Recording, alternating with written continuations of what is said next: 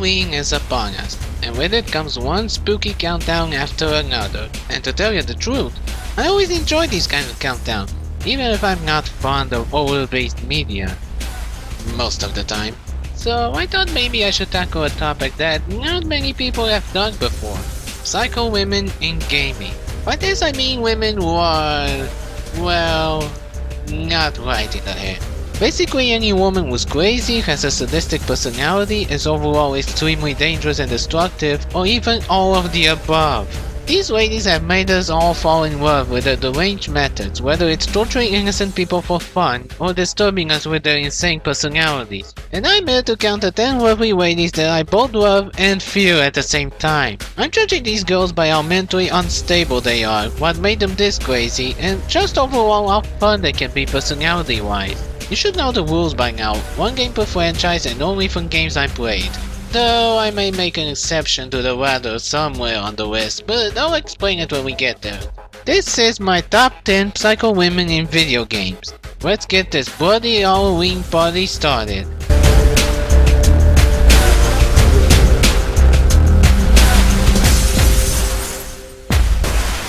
What better way to start this list than with a bad girl? Named Bad Girl. Get it? It's funny. Cause that's a forget it. Considering the normal Hero series has been brought up a great number of times by a lot of countdown makers, you should know by now what kind of person Bad Girl is. But let me explain it to you anyway. Bad Girl is the Link 2 assassin in the UAA who enjoys beating the shit out of men in S&M gear with a baseball bat on a daily basis. That already makes her a sadistic bitch, but everything else makes her even crazier. For one, her diet mainly consists of drinking nothing but beer, and the boss fight with her is hard as balls. What with her sending her walking punching bags in gimp suits after you, setting a bat on fire for extra damage, and even faking her crying moments to lure you to a one-hit KO move.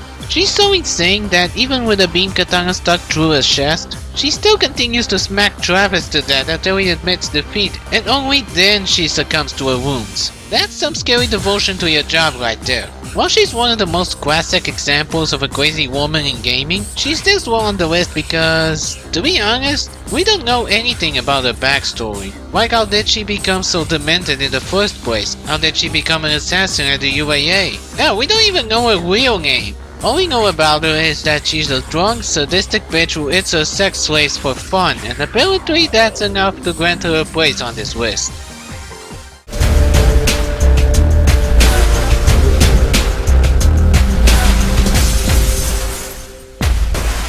Today's word of the day is yandere. Yandere is a trope used to describe a character who's crazy in love with someone who would hurt and kill anyone just to be with the one they love, even going as far as hurting or killing the people close to their love to make sure they're the only person in their life. And that's an example of this character archetype. New 13. At first, New just seems to act like a standard killer robot ordered to protect the cauldron, killing anyone she sets her optic sensors on. But then she shows her true colors as soon as Wagner comes near her, and let's just say she has a thing for Wagner. And by thing I mean she wants Wagner all for herself and would kill anyone who gets in the way of their relationship, with the main objective of merging with Wagner so they can become one and destroy the world, whether he likes it or not. So basically, all New wants in her artificial life is for her and Wagner to be the OTP of the entire world. That's so adorable! A bit sick and twisted, but so adorable!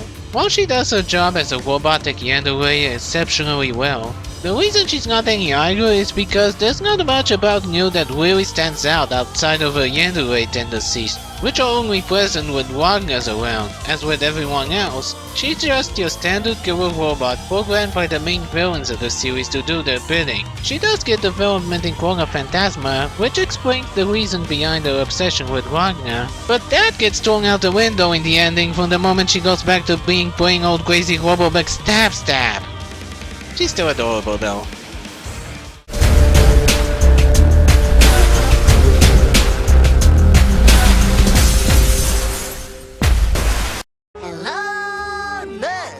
Now that I got the obvious joke out of the way, let's talk about Valentine. Like Batgirl, there's not much when it comes to Valentine's backstory, but it still provides just enough to know that she's one sadistic nurse you don't want to cross paths with. While she serves the Skullgirl, Valentine joined her mostly out of self-preservation after her fellow squadmates perished and to find out more about the Skull Art.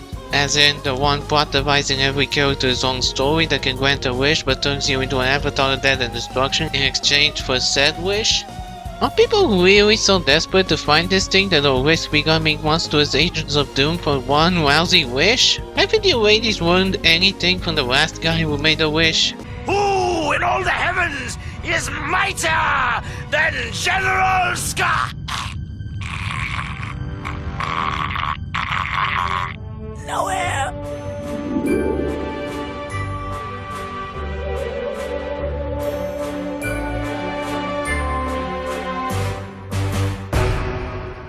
It'll be fine. Anyway, Valentine may look like a big-breasted sexy nurse, but behind those bazongas lies the heart of a mad scientist who drills on dissecting, or even vivisecting, anyone that she finds intriguing. All in the name of science. I'm not kidding. If she finds someone with a unique biological characteristic, like, say, Misfortune's ability to dismember herself at will, she will stop at nothing until her experiment is cut open and its secret is revealed. But despite her twisted love for experimentation and new lack of ethics and morality, she does show a sense of honor since, in her story, she joined forces with the Skullgirl just so she can find a way to avenge her fallen comrades and atone for her sins. Which is a huge contrast to how she's portrayed in everybody else's stories, as she's simply a cold and calculating mad scientist with no regards for her test subject's life. Also, she can do this.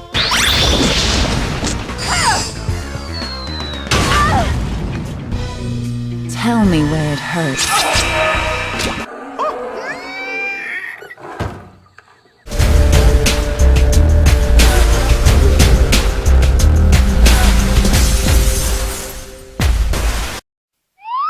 Aww, she looks so cute!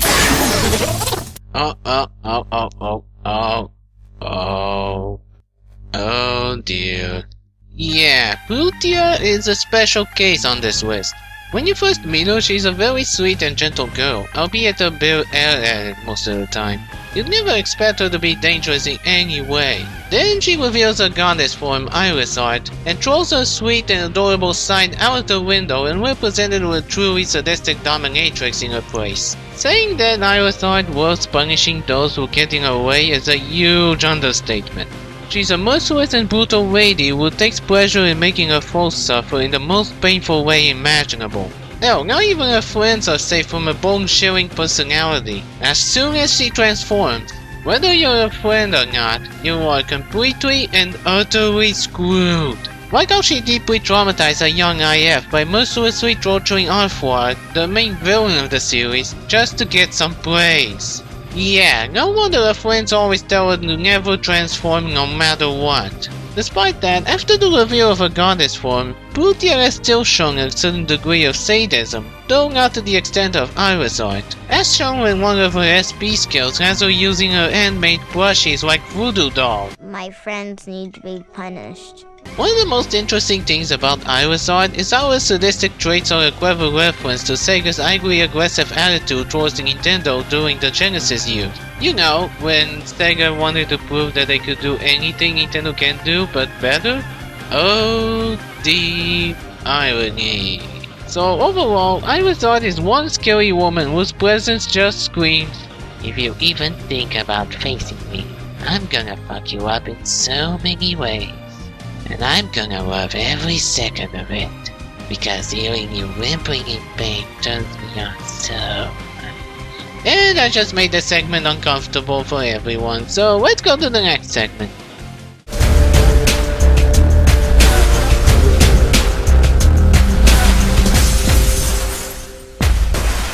At number 6 we have the Space Witch herself, Vendra Prague. Right off the bat, she is established as a very dangerous and psychotic intergalactic criminal who was put in cryosleep due to her powerful psychic abilities and merciless attitude. At first you might be thinking, oh come on, we've faced a lot of great villains like Dr. Nefarious and Tachyon, what makes her so special? Well, if Darwin's description doesn't prove anything, then suddenly having her twin brother Nefton free her from cryosleep, taking over the ship and setting it to blow up with Ratchet, Crank, Gronk, and Zephyr inside, with the former troop barely surviving out of sheer dumb luck, will definitely send a message that she's not to be messed with. Later, as you learn more and more about Vendra and how she was treated poorly by other kids in the orphanage she was dropped off, she becomes a dark mirror to Ratchet, since both of them were separated from their kind and sent somewhere far away from home at a very young age. But while Ratchet would never risk the lives of innocent people to be with his fellow Wombaxes, Vendra, however, doesn't care if the entire universe was in danger as long as she could have a family who could love and care for her, even calling Ratchet a coward for declining his chance to reunite with the other Wombaxes. Yeah, she's pretty scary and messed up, but I also can't help but feel sorry for her. All she wanted was to have a family, and she was desperate to have one at any cost, only to end up being just a pawn for an even bigger, scarier monster who wants to take over Ratchet's dimension. Nevertheless, she proved to be artless and crazy enough to be on this list. At least until the end when she loses her psychic powers and gets taken to jail, throwing a childish tantrum in protest. Sword loser.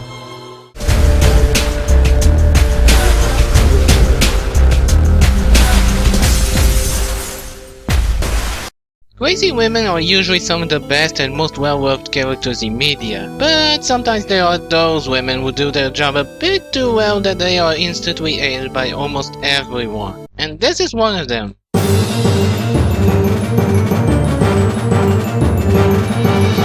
Valentine is quite the interesting one, seeing as every time I see her in a countdown of sorts, it's usually on the topic of hated characters in gaming. But honestly, I love Valentine. But that isn't to say that I don't understand where the hate is coming from, because I really do. I mean, she's a mega bitch to everyone she talks to, even her fellow members of Organization 13. Throughout Chain of Memories, she alongside Marusha plotted to betray Xemnas to take over the organization for...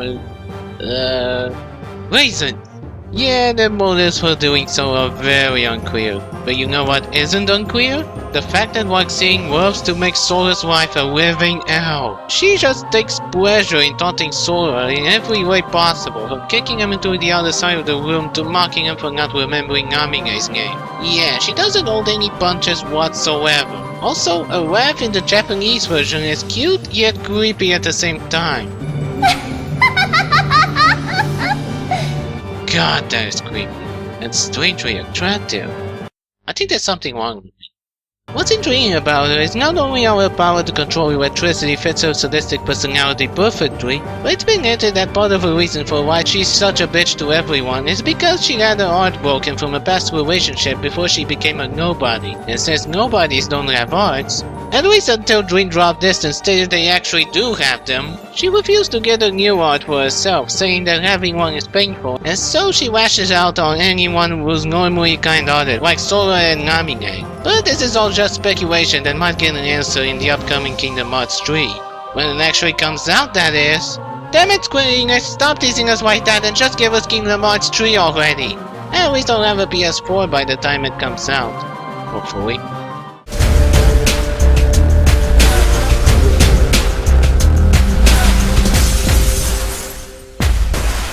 Remember when I talked about Yandere's earlier? Well, here's another one. You're already dead. Huh. You deserved worse. Move over, New 13. This is one Yandere with a lot more character than just simply being an Yandere. Enter the Grim Stalker Tarja. Wait, does this mean she has stalked the Grim Reaper once? Nah, I must be imagining things. Moving on, Tarja starts out as a Bleachian Dark Mage, but then joins the Shepherds because she really couldn't give a shit about the war going on, and eventually starts growing an unsettling obsession with the Avatar, regardless of their gender. Going as far as memorizing their sleep patterns, changing her whole entire personality, and if she's still single by the end of the game, she'll spend her entire life casting deadly curses and hexes to reunite with them. That is freaking terrifying. But her Yandere moments aren't the only things that earn her the title of Grim Stalker, and among everyone else, she's a very cold and ruthless person who threatens to curse anyone who even looks at her funny, or believes they'll interfere with her plans to win the Avatar's affections. And even if you pair her with other male units, she'll still put her love for the Avatar in top priority. If you thought this was the peak of her madness, then let me introduce you to Tarja's future daughter Noir. In the bad future, Tarja used Noir and her husband as a guinea pig whenever she came up with a new curse, and because of that, Noir has grown shy and cowardly, which led Tarja to make a special talisman that gives Noir a split personality that's more violent and brash. So yeah, the reason why Noir is so messed up in the first place is because of Tarja. Her grim attitude really does know no bounds, and yet she manages to be a way better parent than both Wakio and Relius. And even despite all the things that made her the most disturbing and messed up unit in the game, she can still be a pretty nice woman once you get to know her better. I can't believe you made me love you. Of course, if you back out, I'll murder you in your sleep. I'll take it all, I take that back. Next segment, please!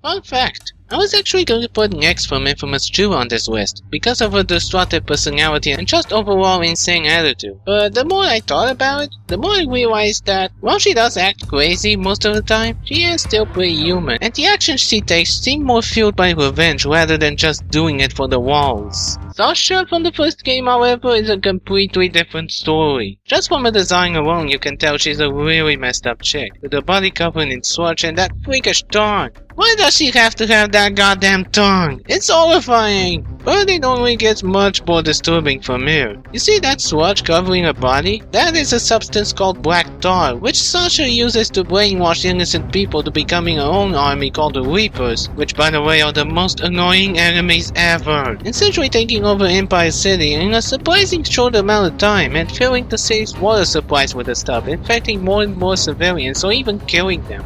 The only one who seems immune to its mind-controlling effects is Cole McGrath, but even then the thought can still give him dizziness, mind-fuck-worthy hallucinations, and the ability to communicate mentally with Sasha. If that didn't make you shit your pants with fear, then this little tidbit certainly will. You see, Sasha had a bit of a relationship with the game's main antagonist, Kessler, and let's just say this makes Sasha's obsession with the Avatar look normal by comparison. She often confuses Cole for Kessler as she keeps flirting with him, and even threatens to kill Cole's girlfriend and wear her skin just to be with him. Also, she likes to eat soup made out of her neighbor's bone. To say she's the most unhinged, dangerous, disturbing, and fucked up thing is the biggest understatement you will ever make. Or at least it would be if she were number one, but there are two more women who are even crazier than she is, with the next one sharing her own voice actress oddly enough. So let's see who the other two are.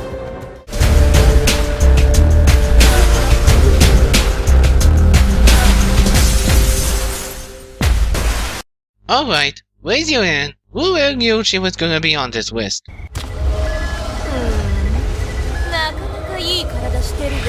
Yeah, you really can't have a list about crazy chicks without Julian from Street Fighter. Though I could say the same about GLaDOS and Tira, but I haven't played the games they're from, so they're not on the list. Why do I get the feeling this is gonna come back to bite me in the ass with her? Anyway, Julie is just freaking insane. She already shows how dangerous she can be in a fight with her remarkable taekwondo skills, being able to take down several strong fighters like Chun-Li, Guile, Cammy, and Bison Dolls with relative ease, and just being an overall sadist who fights, taunts, and tortures just for fun. But when she activates her Feng Shui engine, that's a very clear sign that if she sees you, you're fucked in so many ways.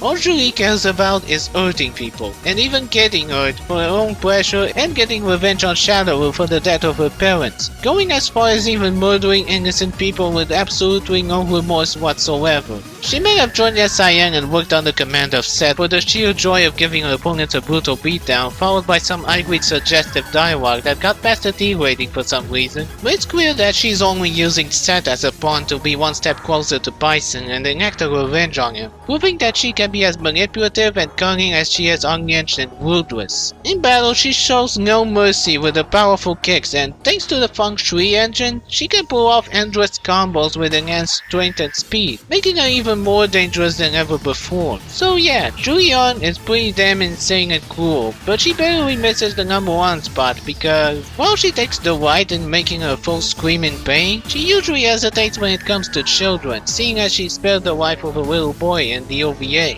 #1, however, puts every single woman on this list to shame. But before we get there, here are some honorable mentions.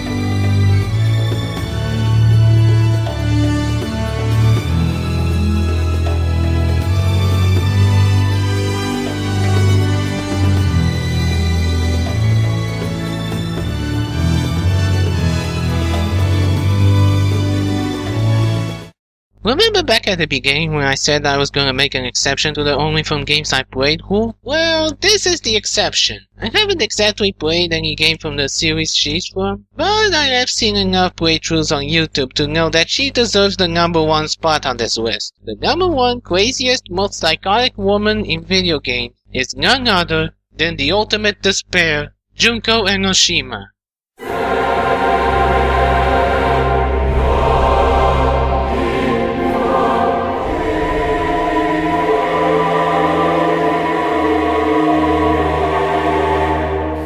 I can already hear the sound of people about to hit that dislike button for picking Junko instead of GLaDOS or Tira. But can I ask you to please listen to what I have to say before doing that? There is a reason why Junko deserves this spot more than those other two. We first meet her as one of the students trapped in Hulk's Peak Academy as part of a twisted game orchestrated by a sadistic teddy bear named Monokuma to get everyone to kill each other in a brutal fashion. She didn't seem that special at first, just a normal cute valley girl archetype. But then she ended up killed when she confronted Monokuma and we never heard from her again. Until the final chapter, where we learned that the Junko who died at the beginning was actually Mukuro Ikosawa, the twin sister of the mastermind behind the whole killing game in the first place, the real Junko Enoshima. And it's from this point that we see just how batshit insane she really is. Where do I even start? Ask Willett. Here's my top 5 reasons that show how batshit insane Junko really is. #5. She has at least 6 different personalities that she changes almost instantly because she gets bored easily. Jeez, I thought Toko's split personality case was weird. #4. She purposely erased Julia's worth of memories from all the students trapped in Hulk's Peak, knowing that they would never kill each other otherwise, thus starting the whole killing game. #3.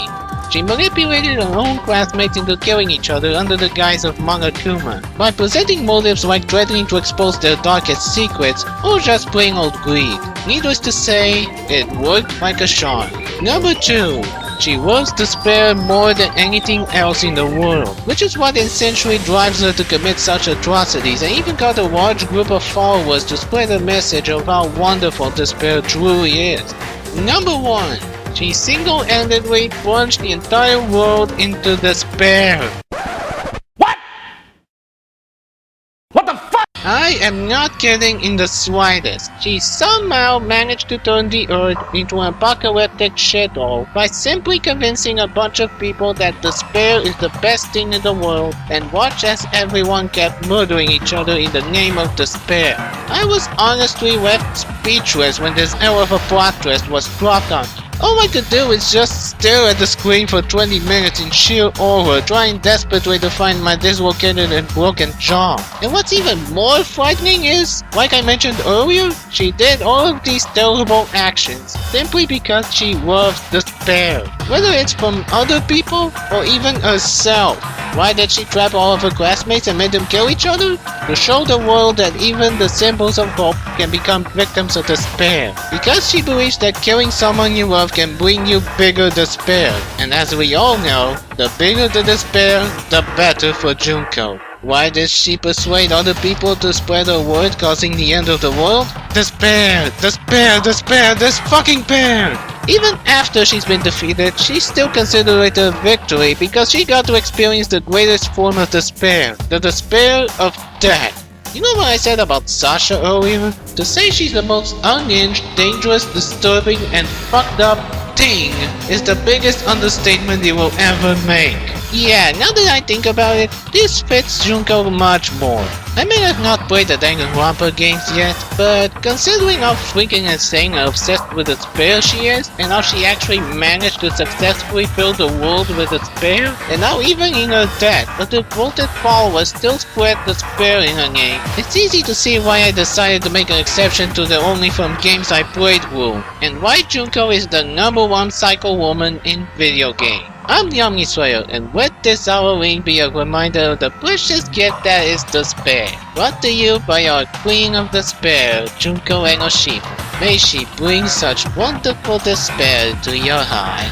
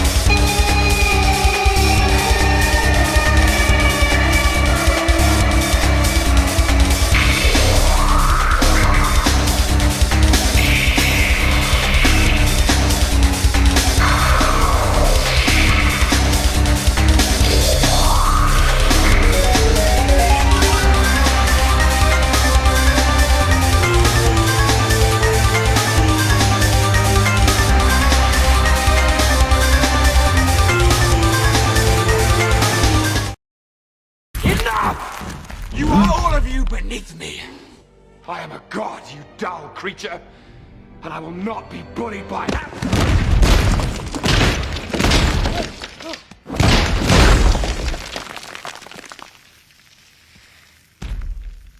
Puny god.